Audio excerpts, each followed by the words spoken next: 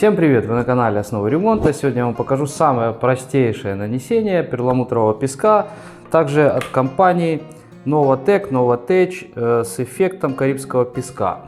Очень бюджетное декоративное покрытие по сравнению с какими-нибудь зарубежными итальянскими декоративками. Это наш производитель российский, естественно, по итальянским технологиям. Обходится он примерно на 20 квадратных метров. Грунт, краска и сам материал порядка в районе 4000. Плюс-минус, смотря кто где будет брать, у кого какие, может, скидки есть. Мне он обходится меньше 3. Если так по правде сказать, со всеми моими скидками. 3020 квадратов стоит. Вы даже обои хорошие за эти деньги не найдете. Итак, для примера я взял кусочек гипсокартона, его загрунтовал грунт краской, которая заколирована уже под цвет нашего материала. Краска, кстати, тоже от этого же производителя. Подготовка под декоративку всегда одна и та же. Идет сначала грунтовка, глубокого проникновения даем ей высохнуть, потом идет грунт-краска, колированная в цвет материала, и уже непосредственно сейчас будем наносить наш перламутровый песок. Для нанесения я буду использовать сегодня вот такую кисть. Когда она была новая, ее толщина была где-то 1 сантиметр и ширина 110 сантиметров. В принципе, не обязательно именно такой кистью работать, можете с ручкой взять. Это кисточка с искусственным ворсом. Смотрите, главное, чтобы кисть была качественная, чтобы у вас не выпадали наши ворсинки, ворсинки, чтобы потом не мучиться их не выковыривать. А так, в принципе, использовать можно любую кисть, которая вам нравится. Есть очень важный момент, перед тем, как мы начинаем работать, обязательно нужно перемешать материал, потому что песчинки оседают, их нужно постоянно подмешивать. И тем более это недорогой, скажем так, материал, у него и время высыхания намного быстрее, чем у более дорогих покрытий, поэтому с ним немножко так осторожно нужно работать. Подмешивать постоянно и большими площадями, большими объемами не наносить. Я примерно наношу пол квадрата, максимум квадрат, и уже начинаю формировать, и так дальше.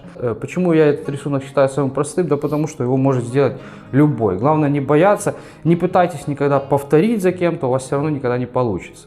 Примерно можно делать что-то похожее, но рисунки у каждого мастера всегда будут разные. Поэтому, если у вас прям не получилось так, как на картинке, ничего страшного, значит у вас будет немножко по-другому. Но все равно в целом будет смотреться, я считаю, что очень хорошо, дорого-богато. Беру небольшое количество материала на кисточку и начинаю вот такими движениями его просто переносить на нашу поверхность.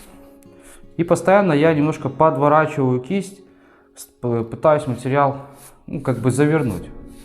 Видите, да, такие полукруговые движения. Сначала я просто переношу материал. И вот еще момент, допустим, вот я сделал движение, здесь много песка. Здесь уже его почти не осталось. Рядом можно сделать еще раз мазок, для того, чтобы у нас пятнышками все это шло. Здесь больше песка, здесь меньше, больше, меньше. Потом это все будете формировать. Вот, допустим, я уже с кисточки снял песок. И дальше могу также этой же стороной кисти провожу, уже здесь будет меньше песка.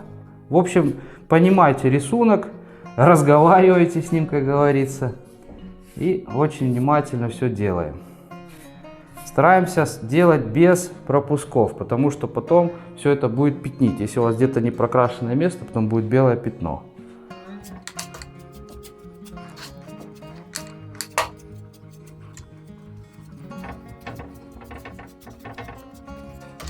После того, как мы нанесли материал, я дам сейчас 5 минут постоять, пускай чуть-чуть материал подсохнет, его потом буду формировать. На объеме у вас не будет такого, что вы будете ждать, вам нужно постоянно наоборот быстрее идти. И кстати, вот допустим у вас стена, условно возьмем, мы начинаем с какого-нибудь угла и пошли вот так потихоньку спускаться вниз и уходить вправо. Мы никогда не заканчиваем прямые линии, то есть вертикальные или горизонтальные. Старайтесь как-то заканчивать более или менее по диагонали. И последний мазок делайте уже мах кистью, старайтесь без песка. Сглаживать вот этот стык, чтобы песка здесь минимально было. Когда вы будете пристыковываться уже снизу или сбоку, вы уже можете в любой момент раз и подвернуть туда, скажем так, натянуть песок. Натянуть сюда не очень подходит. В общем, немножко песка сюда подбавить и, в общем, таким образом состыковать, и в принципе не будет вообще видно вашего стыка. Материальчик чуть-чуть подсох, можно в принципе уже формировать. Тоже такими полукруглыми движениями все это делаем. Где-то можно прямолинейно провести кисточкой, ничего страшного, но в целом будет смотреться очень даже неплохо. Если видите где-то много или мало песка, его можно всегда подбавить или наоборот снять. Вот, допустим, мне не нравится, что здесь много песка. Вот таким движением я его отсюда снял и размазал куда-то дальше по поверхности. В общем, конечно, если вы никогда не работали в строительстве, тем более декоративных штукатурках, может быть, страшно будет первый раз, но я вас уверяю, вот конкретно этот рисунок может сделать любой. Главное просто не бояться. Ну, попробуйте где-то, возьмите кусочек гипсокартона, там фанерки какой-нибудь, попробуйте, посмотрите, как получается.